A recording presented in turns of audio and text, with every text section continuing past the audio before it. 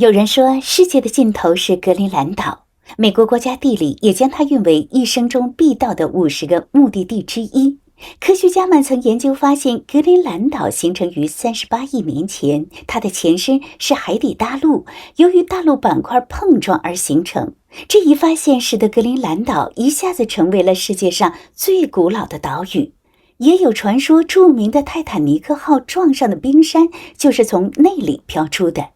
这样一个神秘、遥远、常年被冰雪覆盖的岛屿，近期因为美国当选总统特朗普对其表现的浓厚兴趣，再次引发了人们的广泛关注。事实上，从2018年起，时任美国总统特朗普就在多个场合表达了向丹麦购买格陵兰岛的兴趣，并要求他的顾问团队探索实现这笔买卖的方式。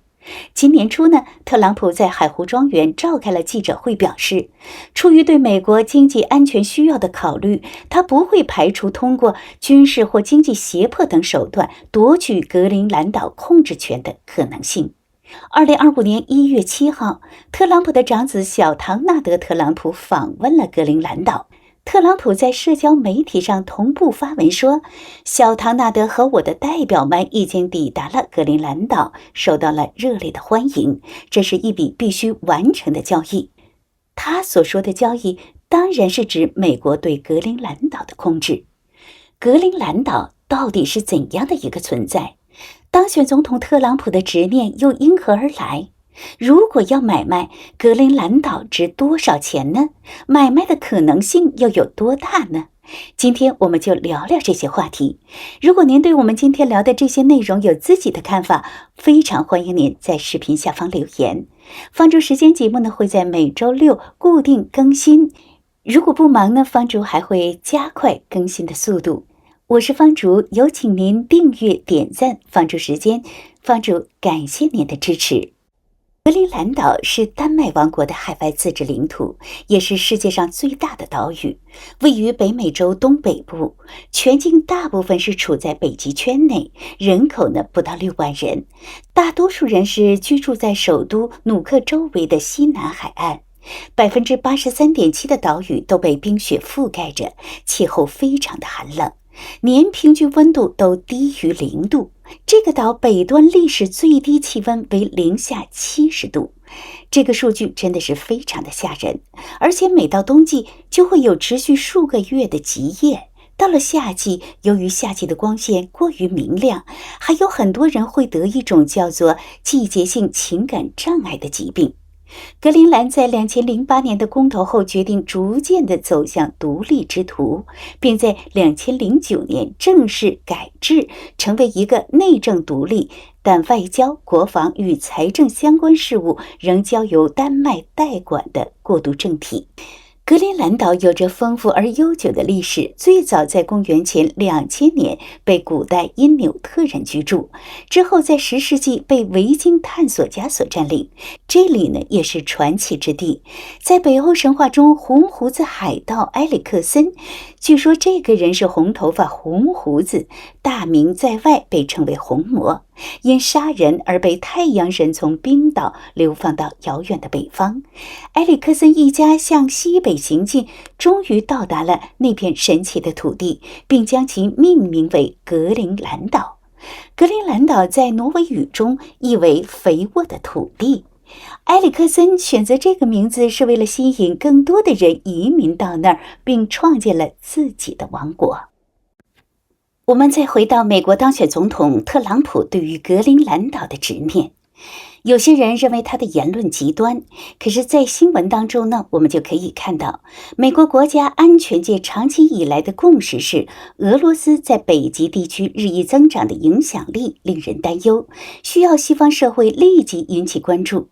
据总部位于华盛顿特区的美国战略与国际研究中心 CSIS 2004年7月发布的一份报告提到，气候变暖的趋势正在推动北极地区更多的活动，这可能会导致该地区出现竞争和紧张局势。我们再来看看地球仪，从上往下看，就明白了格陵兰岛的重要性了。它是俄罗斯、美洲、欧洲中心，上下左右3000公里全是重要的国家，都是在中程导弹可以打击的范围之内。二战期间呢，由于担心纳粹德国会利用格陵兰作为攻击北美的跳板，美国与丹麦签署了格陵兰防卫条约，允许美军在那里建立军事基地。在1951年，美国与丹麦签署的国防协议赋予美国在该领土国防中的重要角色，包括建造和维护军事基地的权利。在冷战时期，该岛更是成为美苏对抗的前线之一。丹麦皇家国防学院副教授马克·雅各布森说，如果俄罗斯向美国发射导弹核武器，最短的路线就是经由北极和格陵兰。大家这就明白了，这不仅仅是买地挖矿那么简单。说到挖矿呢，也必须说说格陵兰丰富的资源。除了富饶的渔业，根据《金融时报》2011年的数据说，格陵兰岛的石油储量约有520亿桶，也可能更多。520亿桶的石油储量可以在全球排在第10位，比美国的680亿桶略低一点。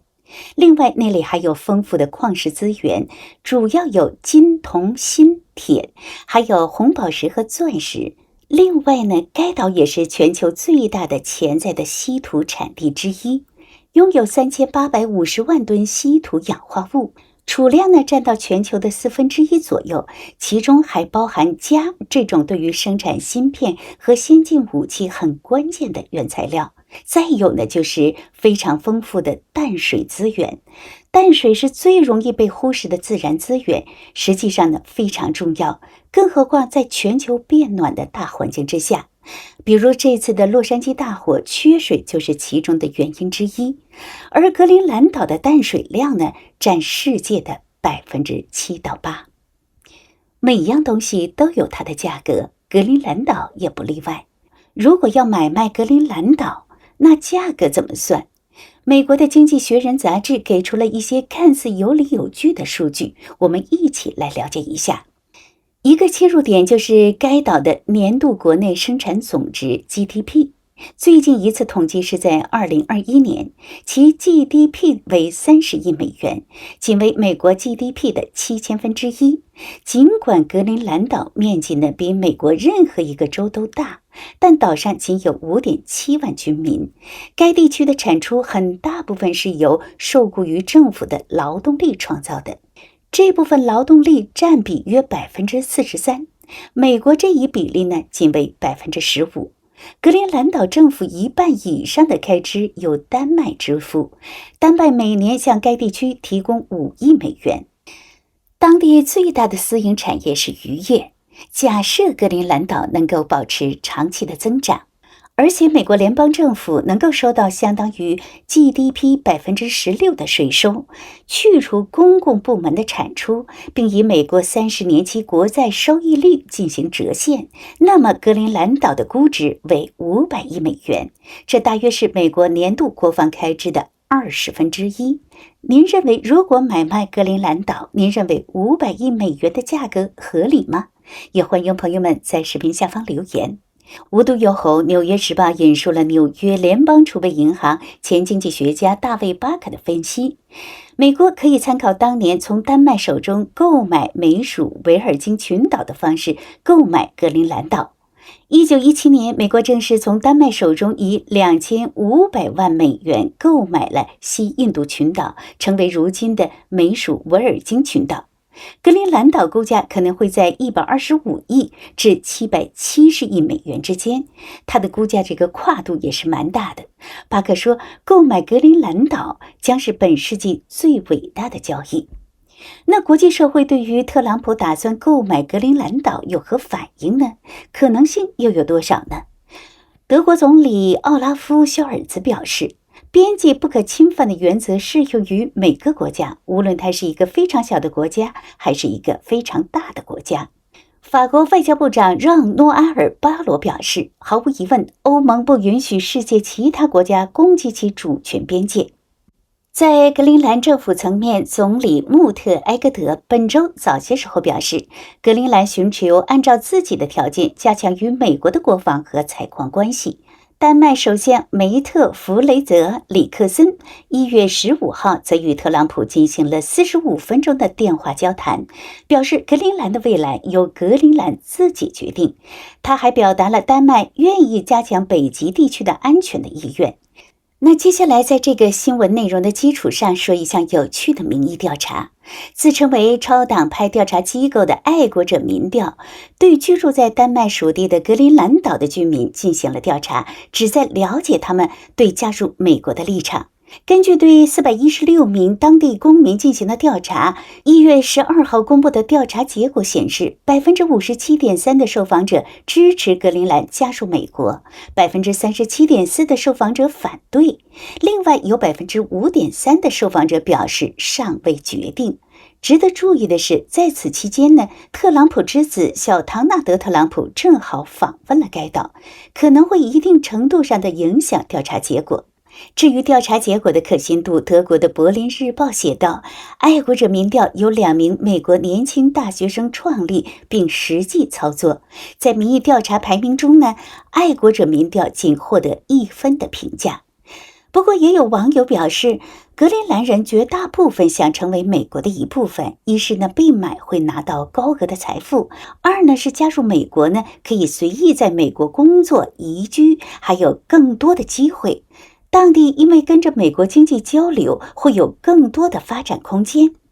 那么问题是，宣誓就任后的特朗普政府会买下格陵兰岛吗？您对此有何看法？欢迎您在视频下方留言。这里是方舟时间，别忘了订阅、点赞、打开小铃铛。那在节目最后，方舟还要多说上几句，向您推荐一部可以给灵魂以震撼的美剧《维京传奇》。这也是因着格陵兰岛与维京人有着密切的历史关系，因着今天的话题所想到这部美剧。有人说这是好看到原地爆炸的热血美剧。这部剧呢，描述了维京人鼎盛时期的故事。他们在当时的北欧呢，处于统治地位，因为喜好海上的掠夺，并不断的对外扩张，被人们冠以北欧海盗的别号。美得令人惊艳，但极其恶劣的自然环境造就的人们如野兽般生存。北欧人相信阵亡的勇士会进入那神殿与诸神痛饮，并一同迎接诸神的黄昏的到来，他们将此视为至高无上的荣耀。那溢满屏幕的粗粝和澎湃的生命感，符合了人们对美剧的一切定义：历史感、电影感、哲学感。这里是方舟时间，欢迎您订阅、点赞、打开小铃铛，我们下期再会。